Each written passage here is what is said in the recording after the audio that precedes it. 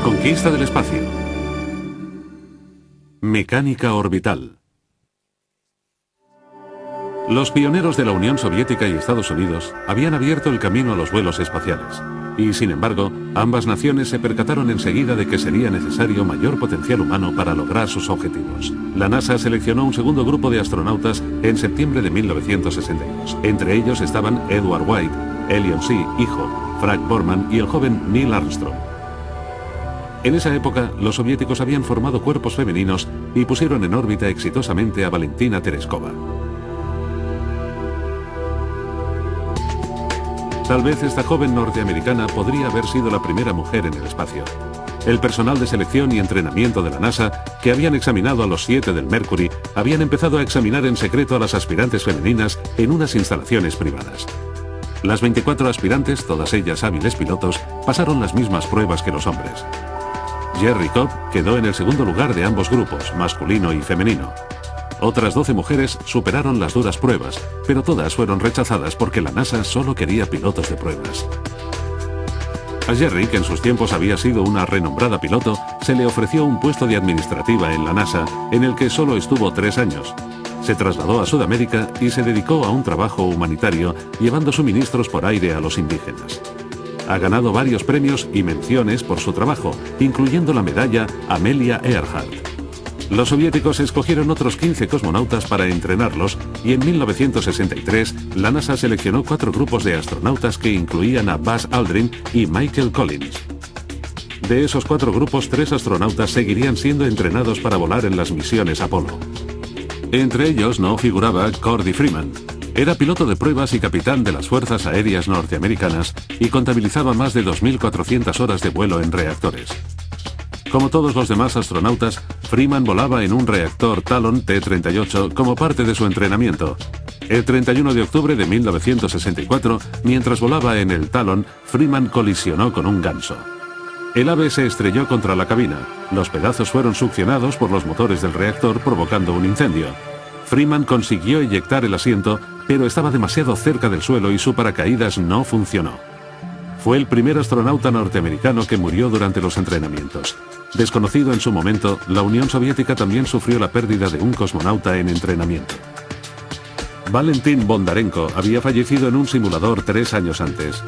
Como el desastre de la rampa de lanzamiento de Nedelin se ocultó a Occidente durante varios años, los viajes espaciales probaron ser una peligrosa vocación. Los 2 norteamericanos de la nave espacial Gemini estaban preparados para un nuevo lanzamiento con el misil propulsor Titan II. El ICBM Titan II se construyó para ser el principal misil balístico intercontinental de Estados Unidos. Era un cohete de 2 etapas que como combustible utilizaba aerocine y tetróxido de nitrógeno. Este combustible podía ser almacenado en un silo subterráneo bajo el misil, que podía ser lanzado desde ahí, a diferencia del anterior Atlas. Su altura era de 31,4 metros y el diámetro de 3,05 metros, y como arma cargaba un cono Mark VI con una ojiva nuclear W-53 con una fuerza de 9 megatones, la mayor utilizada por Estados Unidos. Después de algunas modificaciones y arreglos, el 8 de abril de 1964 se lanzó el Titan II llevando a la Gemini 1. La Gemini sin tripulante solo era una versión de prueba. A bordo llevaba instrumentos de estudio de nuevo diseño y sin siquiera separarse del propulsor de la segunda etapa, la misión rodeó 3 veces la Tierra y aunque la nave estuvo en órbita 4 días, fue destruida deliberadamente antes de la reentrada. La Gemini 2 también era una nave de pruebas no tripulada, esta vez para probar el escudo antitérmico y el diseño de la reentrada del Gemini. Se lanzó el 19 de enero de 1965 después de un anterior lanzamiento fallido en diciembre y la nave realizó un vuelo suborbital a través del Atlántico alcanzando una altitud de 171,2 kilómetros. Aunque parecía una cápsula Mercury más grande, la Gemini era una máquina voladora muy sofisticada. Tenía 3 secciones importantes. Los compartimentos traseros contenían los tanques de oxígeno, los equipos de bombeo de comunicaciones, los cohetes propulsores, el depósito de agua potable y una batería que proporcionaba electricidad. Los últimos vuelos llevarían baterías de combustible para generar electricidad a partir de oxígeno e hidrógeno. Antes de entrar en órbita, esta sección era eyectada, exponiendo la sección intermedia con los retropropulsores. Estos frenarían la nave y la sacaría de la órbita. La sección era lanzada y el escudo antitérmico protegía la nave principal.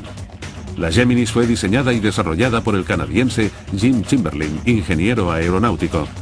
La nave espacial podía realizar cambios importantes de órbita y de altitud. Tenía un sistema de maniobras completado con una computadora de control. También estaba diseñada para acoplarse en órbita a una nave Agena. Tenía 2 escotillas, una para cada astronauta. También incorporaba 2 asientos eyectables y en caso de abortar el lanzamiento, los astronautas serían lanzados con paracaídas individuales. Otra innovación que fue probada y luego rechazada era el deslizador. Estaba diseñado para controlar el descenso. Se desplegaba después de la reentrada y el piloto podía maniobrar la nave hasta aterrizar.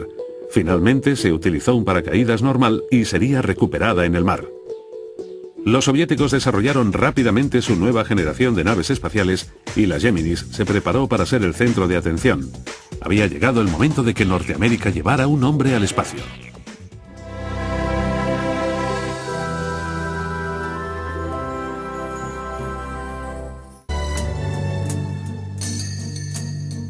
La NASA quería acabar con la tradición de que los astronautas pusieran nombre a sus naves espaciales, pero Gus Grissom insistió en bautizar a la próxima.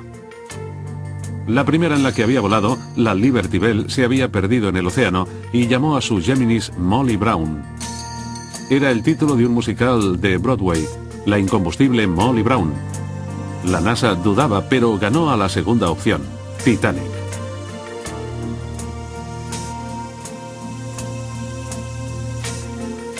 La primera tripulación del Géminis 3 y el astronauta del segundo grupo, John Young, despegaron a bordo de la Molly Brown el 23 de marzo de 1965. 3, 2, 1, 0. Bolton liftoff. That's your clock started. Se planeaba dar 3 órbitas y llevar a cabo una serie de experimentos de ingeniería, incluyendo maniobras de la nave, como cambio de órbitas e inclinación. En uno de los experimentos participó un bocadillo de carne de buey perteneciente a Young. Grissom comía alimentos preparados especialmente por la NASA, pero a Grissom no le gustó el menú, cogió el bocadillo y se lo comió. La nave espacial regresó a la Tierra a 90 kilómetros del punto de amerizaje, pero fue recuperada a las 2 horas por el portaaviones Intrepid.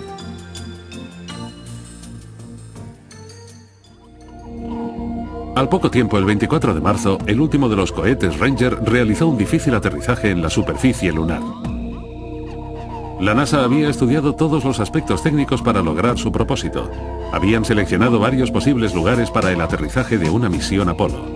Tenían que ver si era posible un aterrizaje suave. La nueva serie de cohetes Surveyor intentaría posarse en la Luna bajo control.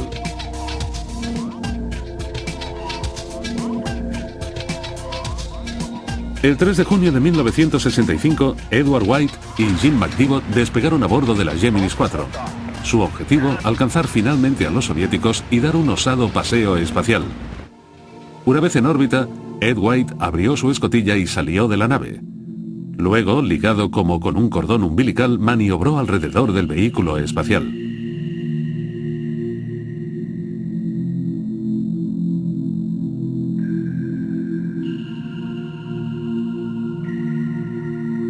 White probó una pequeña unidad de maniobras y rompió el récord de 11 minutos de Leonov. El Géminis completó 62 órbitas.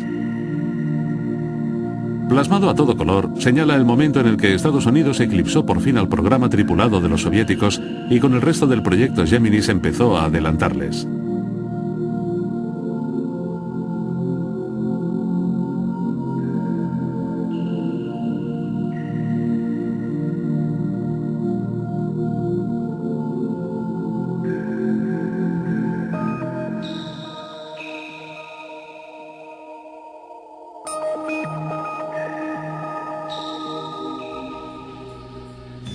Gordo Cooper y Charles Pitt Conrad fueron los siguientes con la Géminis 5, que contaba con un nuevo accesorio, una célula de combustible diseñada para proporcionar electricidad mezclando oxígeno e hidrógeno, alargando el tiempo que permitían las baterías. Su misión debía durar 8 días y establecer un nuevo récord de 120 vueltas. tuvieron problemas con la célula de combustible que fue desactivada y reactivada, permitiendo la larga estancia en el espacio y proporcionando a los humanos la supervivencia durante el tiempo de llegar a la Luna y regresar.